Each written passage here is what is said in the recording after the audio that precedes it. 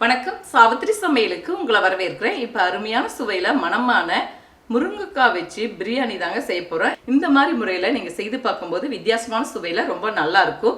நம்ம நார்மல் குஸ்கா காட்டிலும் இந்த மாதிரி இரும்புச்சத்து நிறைஞ்ச முருங்கைக்காவை இப்படி பிரியாணியில் போட்டு செய்து சாப்பிடும்போது சின்னவங்கலேருந்து பெரியவங்க வரைக்கும் விரும்பி சாப்பிடுவாங்க. இது எப்படி செய்யலாங்கிறத பார்க்கலாங்க. வாங்க இப்போ வீடியோக்குள்ளே போகலாம். 1/2 கிலோ பக்கம் முருங்கைக்காய் எடுத்து மேல் தோலெல்லாம் லேசாக சீவிட்டு சின்ன சின்ன துண்டுகளாக நறுக்கி வச்சுருக்கேங்க. இதை குக்கரில் வச்சு ஒரு விசில் வரைக்கும் வேக வச்சு எடுத்துக்கலாங்க. இது கூடவே கொஞ்சமாக உப்பு சேர்த்திக்கலாங்க. சிறிதளவு மஞ்சள் பொடி. இந்த காய் வேகிறதுக்கு ஒரு 500 ml தண்ணி விட்டுருக்கேங்க. எல்லாம் ஒன்று சேர நல்லா கலந்து விட்டாச்சுங்க. தேவையான அளவுக்கு தண்ணி விட்டுருக்கேன். இப்போ மூடி போட்டுக்கலாம். இப்போ முருங்கைக்காய் குக்கரில் ஒரு விசில் வந்து ஏரெல்லாம் போயிடுச்சுங்க. ஓப்பன் செய்து பார்த்துக்கலாம். பாருங்கள், இப்போ நல்லா வெந்துருச்சு. இதை வந்து தண்ணியை வடிச்சிட்டு ஒரு தட்டுக்கு மாற்றி சூடு ஆற வச்சுக்கலாங்க. அப்போ தான் உள்ளே இருக்கிற சதப்பகுதி எல்லாமே நம்ம எடுக்க சரியாக இருக்கும். இப்போ வேக வச்சு இந்த எக்ஸ்ட்ரா இருக்கிற தண்ணி வந்துங்க நம்ம பிரியாணி செய்யும்போது தேவையான அளவுக்கு இந்த தண்ணியும் பயன்படுத்திக்கலாங்க.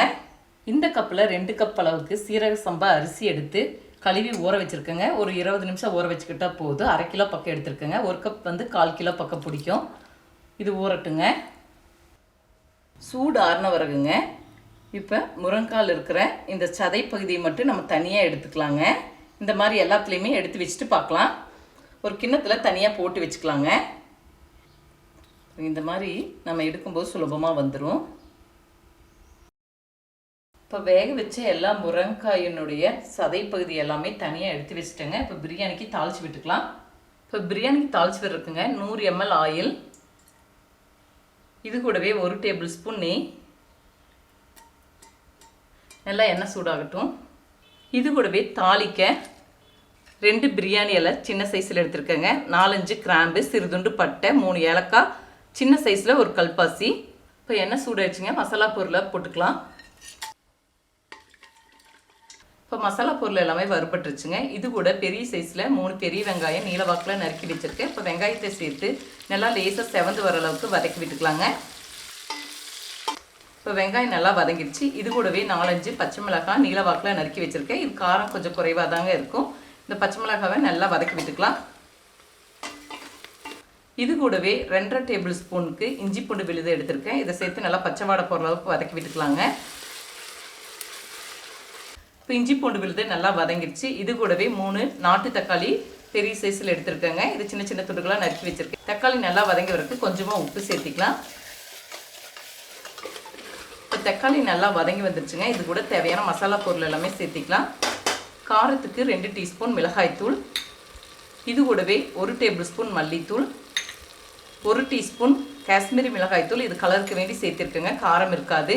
1 டீஸ்பூன் கரம் மசாலா தூள். இப்போ மசாலா பொருள் எல்லாமே நல்லா வதக்கி விட்டுக்கலாங்க.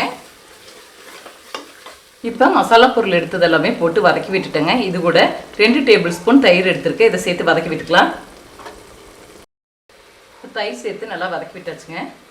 இது கூடவே 1 கைப்பிடி அளவுக்கு புதினா தழை, 1 கைப்பிடி அளவுக்கு மல்லித்தழை. இப்போ எல்லா பொருளும் நல்லா வதங்கி எண்ணெய் பிரிஞ்சு வந்துருக்கு பாருங்கள். இந்த பக்குவத்தில் நம்ம முருங்கைக்காய் வேக வச்சு சதை பகுதி எடுத்து வச்சதை கலந்துக்கலாங்க. இப்போ முருங்கைக்காய் சதை பகுதி போட்டு நல்லா வதக்கி விட்டுட்டுங்க. இது கூடவே ஊற வச்சு தண்ணி வடித்து வச்சுருக்க சீரக சம்பா பிரியாணி அரிசியை சேர்த்திக்கலாங்க. நான் இன்றைக்கி வந்து சீரக சம்பா அரிசி எடுத்திருக்கேன். நீங்கள் விருப்பப்பட்ட பாஸ்மதி அரிசியிலையும் கூட சேர்த்துக்கலாங்க. 1 கப் அரிசிக்கு 1.5 கப் தண்ணிங்க. நான் 2 கப் அரிசி எடுத்துருக்கனால 3 கப் தண்ணி விட்டுக்கிறேங்க. இப்போ முருங்கைக்காய் வேக வச்ச தண்ணியே எனக்கு 1.5 கப் பக்கம் இருக்குங்க. இதை சேர்த்திக்கிறேன்.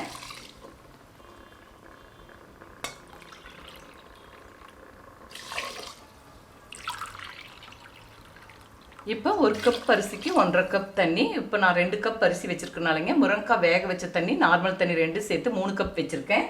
இப்போ நல்லா ஒன்று சேர கலந்து விட்டுக்கலாங்க. இப்போ பிரியாணிக்கு தேவையான அளவுக்கு உப்பு சேர்த்திக்கலாம். இப்போ மூடி போட்டுக்கலாங்க. ஹை ஃப்ளேமில் 2 விசில் வச்சுக்கிட்டா சரியாக இருக்கும். இப்போ 2 விசில் வந்து ஏரெல்லாம் போயிடுச்சுங்க. ஓப்பன் செய்து பார்த்துக்கலாம். மெதுவாக திருப்பி விட்டுக்கலாங்க. நல்லா உதிரி உதிரியாக வந்திருக்கு. ஒரு பாத்திரத்துக்கு மாற்றி வச்சுக்கலாங்க. இப்போ அருமையான சுவையில் மணமான ஆரோக்கியமான முருங்கைக்காய் வச்சு பிரியாணி செய்திருக்கேங்க. இது வித்தியாசமான சுவையில் ரொம்ப நல்லாயிருக்கும். இதுக்கு வந்து ரொம்ப நல்லாயிருக்கும். இதே முறையில் செய்து பாருங்கள். இந்த வீடியோ பிடிச்சிருந்தா லைக் பண்ணுங்கள், ஷேர் பண்ணுங்கள், சப்ஸ்கிரைப் பண்ணுங்கள், கமெண்ட்ஸ் பண்ணுங்கள். அடுத்த வீடியோவில் சந்திக்கலாம்.